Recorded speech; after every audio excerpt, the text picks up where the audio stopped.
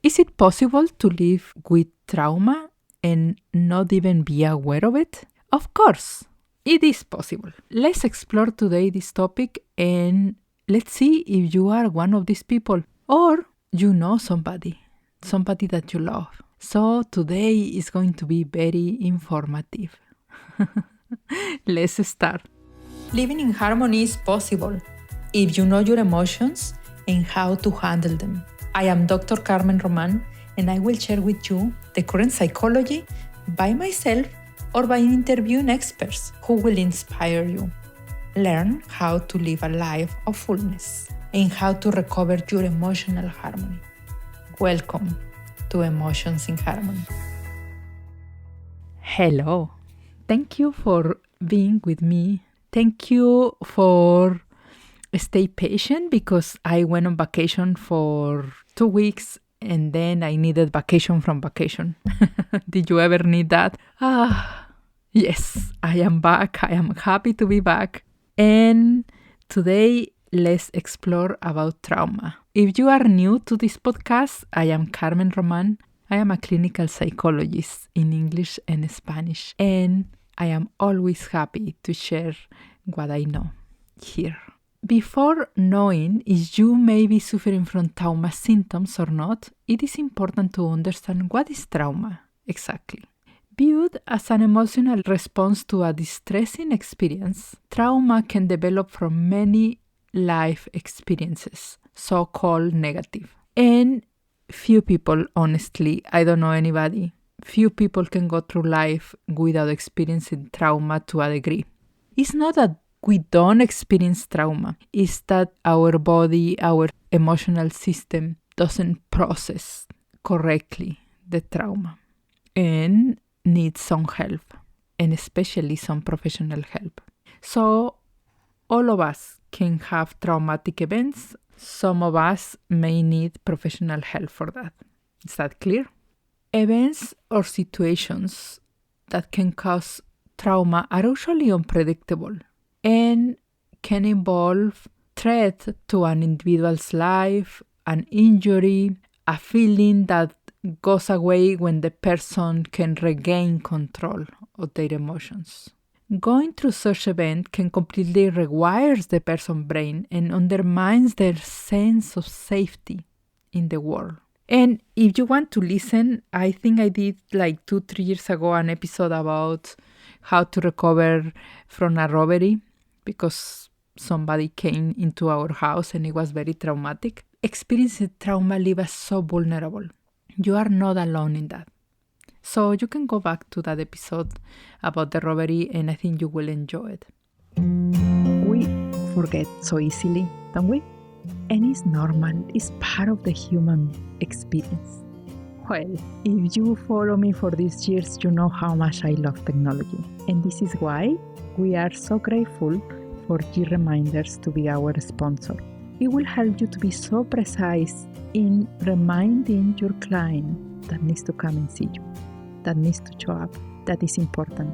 And you know what? In G-Reminders, you can customize and customize and customize until your heart is content. So go to greminders.com/harmony and learn about this amazing tool. A trauma or a traumatic experience leaves us with multiple insecurities and new behaviors that we may not like. Those insecurities or those behaviors are to protect ourselves. The problem is that they can show up anytime. They can show up unannounced. They don't ask permission. And when trauma becomes anxiety or panic attacks, it can really make our life, our social life, our work time very unpleasant, our family time. Although trauma can and will most likely develop after events like sexual abuse, military experiences, physical violence, it's important to note that some other situations that are socially seem mild as a normal parts of life, such as losing a loved one, experiencing a car accident, whether the car accident is fatal or not, going through a divorce, losing a parent or losing a kid or losing our job can be the trigger for trauma. So trauma is not your fault. Trauma is not because you are weak. No, trauma is because the event may overpass your emotional capacity. And your emotional capacity is a compound of many life experiences and even ancestral experiences. So it's really not up to you. What is up to you is to learn about your symptoms and work with them appropriately. According to the American Psychiatric Association, post-traumatic stress disorder affects approximately 3.5% of the US adults every year. 1 in every 11 people will be diagnosed with PTSD in their lifetime. Women are twice as likely as men to have PTSD. And 3 ethnic groups, Latinos, Afro-Americans, and American Indians, are way more affected of PTSD than non-Latino Caucasians. Due to having so many triggers, trauma can be differentiated depending on the case by the experience that caused it. And as we want to educate you as much as possible, here are some classifications of trauma and a few examples of which situation can trigger each type. People that suffer from intense symptoms of distress immediately after one time or an isolated event. Could be a car crash, a death of a loved one, a sexual abuse or something. We will call it acute trauma. One time, it triggers a huge response. It's an acute trauma. But make no mistake, we all respond with acute trauma. We will call it PTSD when we pass 30 days. There is a controversial in our field, a controversy whether getting all the resources a person needs and immediately therapy and everything that they need in the first 30 days is going to be eliminating the possibility for PTSD, or leaving the body to adjust itself and then come with all the resources after 30 days. It depends. If you ask me, it depends in every situation. But I will say, if you have an acute event and you think you can manage, 30 days is a very good time for the body to adjust itself. You know, you need to drink special tea to sleep, or you need to get something mild to just manage your symptoms. But you don't need a major professional intervention. But if you really cannot eat or sleep or is so difficult, you better run and get treatment as soon as possible. So that's acute trauma. The next one, chronic trauma, usually referred to as the symptoms that arise from harmful events that are repeated and prolonged. This type of trauma can develop as a response for persistent bullying, neglect, abuse, could be emotional, physical, or sexual abuse, or domestic violence. That exposure to repetitive events of traumatic events, it could be minor or bigger, but repeatedly, it will give us chronic trauma, and that it definitely needs a longer treatment. Usually, it will not need the years, if like, let's say, if you were exposed to that trauma for 5 years, you will probably not need 5 years to recover. You probably will need 1 or 2 years of treatment. But consistency is the secret. You need to allow yourself time and resources to heal, to be in therapy for a year or longer or 2 years, and then you will come to the other side renovated. So that was chronic trauma. Let's talk about complex trauma. This can be a combination from repeated events, traumatic events, and from multiple events, and from different type of events. And unfortunately, it's not uncommon. Actually, it's very common. When I work with evaluation immigrations, it's like they need to report the recent trauma, like for example, for the EU visa. They need to report that they were assaulted or they were victim of domestic violence or something. But when I start the interview and I open their childhood stories or their work stories or any other area of their lives, they sometimes have multiple events of trauma. So that is complex trauma. That is tricky and difficult to treat if you don't find the appropriate person. You need to find the appropriate person for you. Doesn't matter if that person is an expert, doesn't matter how many people have help. It needs to be that you feel comfortable talking to that person. And we are talking about talk therapy here.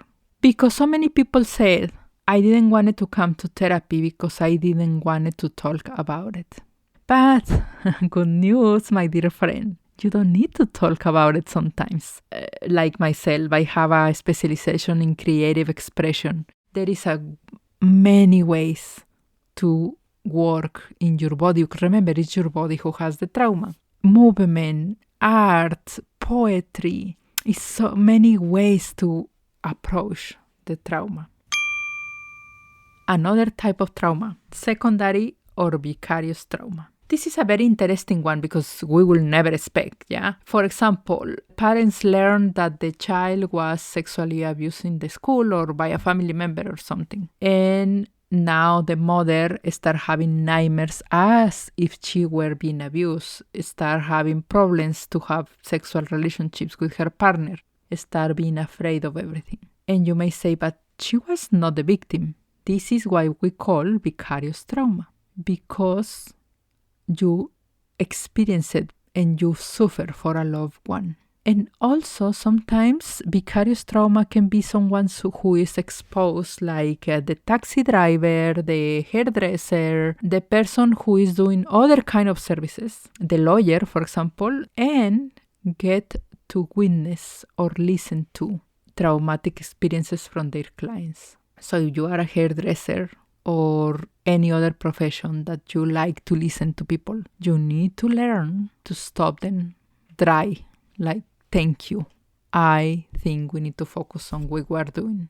Because you are collecting trauma in your body without even realizing it until years pass, and then your body start having all these aches and pains and suffering and all of this, and to say, wow, I was happy in my childhood, I'm okay. Yeah, but you are collecting trauma from others. And finally, we talk about trauma as an adult, as coming from children, but this is particularly adverse childhood experiences, which covers a wide range of difficult situations that children either directly face or witness while growing up before they have developed effective coping skills. These events can be the loss of a parent, neglect, emotional, physical, or sexual abuse, the divorce of the parents, and the symptoms that can affect all the way to their adulthood. And you may say, oh, I don't want my children to have trauma, I'm not getting divorced. But sometimes actually staying in the relationship and for the child witnessing all of these fights or intense stress, it can be traumatic. So it's a balance between which one is worse that you can offer to your children. Or you may have experienced through your childhood and now you are in a very good situation, but you are still carrying that in your body and in your memories. What are exactly the affections that trauma can have on a person? Experiencing a disturbing or distressing event can not only trigger a psychological response, but a physical one as well. These events can activate the amygdala, a structure in the brain responsible for detecting threats. And it responds sending an alarm to multiple systems in your body to prepare, either to fight, or to flight, or to play dead. It's like your body is like, let's get ready, this is very dangerous. The sympathetic nervous system, which is in charge of activating your body from different activities, will jump into action and stimulate the release of adrenaline and noradrenaline and stress hormones that prepare your body for that response. It's like the whole body, get ready. And all of this physical activity, all of this short-term fear, anxiety, the shock in your emotions and in your body, and anger are very, very normal responses to trauma. And they will go away after the crisis will go away. But part of that experience is left on the brain and it becomes a memory from the past. And for some people, the distressing feelings can linger for longer than needed, interfering with the day-to-day life. People who experience trauma may develop emotional disturbance, such as high levels of anxiety, normal irritability, continuously to be sad, the survivor's guilt. They may disassociate their brain from their body and they, for example, may drive one whole block and they don't realize they did it, or they may don't remember if they closed the garage door or not. We have an episode for that. Did you close the garage door? Is the name of the episode. They may hinder their ability to feel pleasure or feel love for others. There's like 20 symptoms that they can develop at least. So that memory of the trauma, it will come because of a smell, a sense of smell, or a color, or a sentence that somebody said, or a movement that somebody did, and they may respond as it was the old movie. They have an old movie in their brain. This is a new movie, this is a new experience, and they respond as the old movie. I am going to tell you an example. I worked with a teenager once that he witnessed how his friend was being detained by the police. And this teenager responded quickly and aggressively against the police officer because the police officer took his friend, took his hands, and tied the hands in the back. After much exploring, it was in family therapy that we were working. After much exploring, we came up with the memory. And the memory was that his own father will put down in the same way his mother. So he reacted to that. And even though that happened when he was small child or toddler, and the mother never imagined that he will remember that, his body remembers. So he jumped in the police officer 10 years later. That was an extended explanation to the judge to explain why this teenager was responding that way. See, we never know when something comes. It looks like we respond not appropriately, and it's not appropriately socially, but it is consistent with our memory. This is why you need to seek treatment when you have some symptoms. This kind of response is caused by the amygdala, who becomes hyperactive and it can overreact to minor experiences. So it's releasing the stress hormones and making the person to live in a defense mode and thinking that they always are in danger. Ongoing trauma also can cause problems with your sleep, with the way you eat, with your memory. It really diminishes your quality of life. Now, to answer the question that got us here, can you suffer from trauma without knowing it? You kind of guess by now, yeah? And the answer is yes. According to an UCLA investigation in 2014, adults can develop symptoms of post-traumatic stress disorder, even if they have no explicit memory of early childhood trauma. This is the example that I put you about the teenager, yeah? The study found that among the many forms of memory, only some may be critical for the development of post-traumatic stress disorder. We can have 100 memories of that traumatic day, but only a couple of them will develop a post-traumatic stress. The research suggests that explicit memory, which is the one that we can call voluntarily and be articulated about it, may not be required for stress post-traumatic disorder. I don't need to call that memory voluntarily because that memory went into more primitive areas of my brain. At least 6 previous reports have found that some people who have experienced terrible life events that resulted in brain damage develop syndromes similar to PTSD, even they don't have recollection of the events themselves.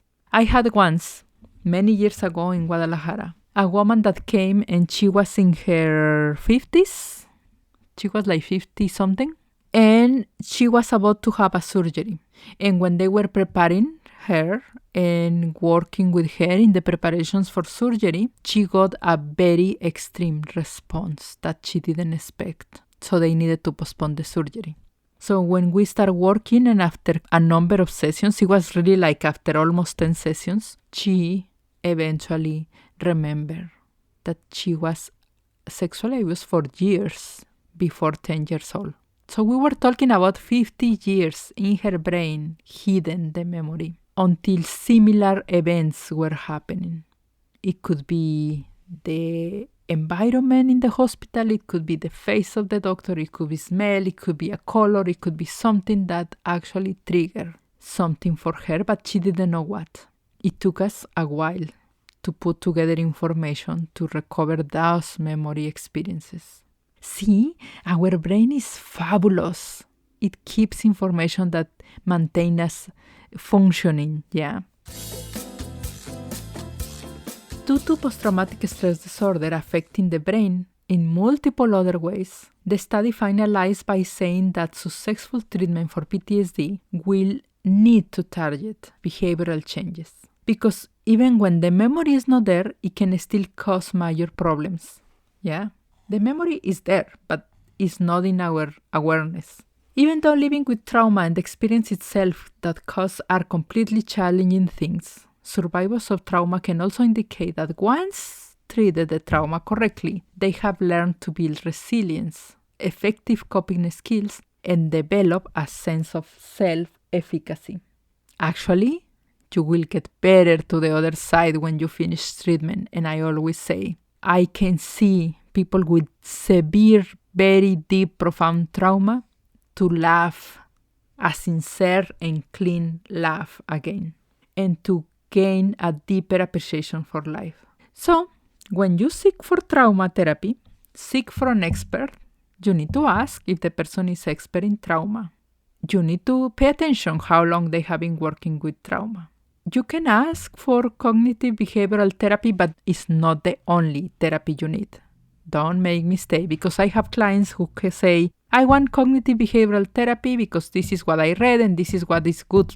Yes, but it at a certain point. So it's the beginning of treatment. It gets you to a good point, but it's not the final phase of treatment. Practice relaxation techniques. Practice meditation in small segments of time and increase as you feel comfortable. Be careful with meditation, because meditation at the beginning, not later, but at the beginning, it will trigger deeper sense of trauma. If somebody was beaten up and then they close their eyes, they will relive again the whole, and it can be very, very uncomfortable. So this is why probably you need to practice at the beginning with a meditation expert and then slowly by yourself or with somebody that you really, really trust that you are safe there. And then slowly on your own. It's really good meditation, but it requires a training. Take care of yourself. Wash your body with different textures. Get to it slowly. Pay attention if you are sensitive to light, if you are sensitive to sounds. That's okay. Just pay attention and take care of yourself. And we have many episodes that can help you to take care of yourself. Please subscribe if this is interesting for you. Subscribe to our podcast. Share our podcast in general. Probably you don't want to share this particular episode, but in general, share the podcast with someone and find us in YouTube. I am going to ask you a special favor. Find us in YouTube and subscribe to Emotions in Harmony. We are slowly getting there and slowly bringing you videos in English. If you are so ready for the Spanish, Armonía Emocional is your podcast and YouTube channel. Thank you for being all the way here. Until the next one, bye-bye. We have reached the end of another episode of the podcast Emotions in Harmony. See you the next week. Visit www.emotionsinharmony.org, where you can subscribe, find the notes, and be in direct contact with me. Thanks for listening.